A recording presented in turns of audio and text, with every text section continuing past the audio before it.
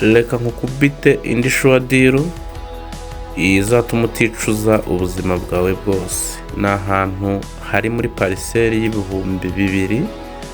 Ni ahantu hanini cyane, ni ahantu hakisesinga umuhanda, ni ahantu hateretsemo inzu, ni ahantu ushobora kuzana umuntu wawe ukahamutuza agatura atekanye, ahantu hegereye santere, ahantu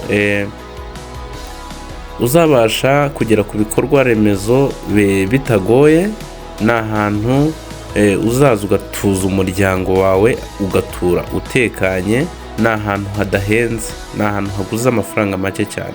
Tekereza ko miliyoni 10 ushobora kuza ukanegosiya bakakugabanyiriza. Ni ahantu hadateje ibibazo, ni ahantu heza rwose ushobora no guhinga ukeza. Ni ahantu navuga ko aya mafaranga miliyoni 10 utabuhenzwe.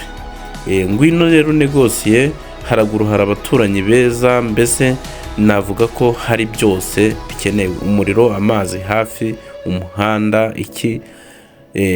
Wibuke ko ari no mu mujyi wa Kigali. Ni ahantu heza cyane. Aha ni mu mujyi wa Kigali rwose. Ngira ngo reka tuze dutembera ku quartier urebe ngo ibintu bimeze biti.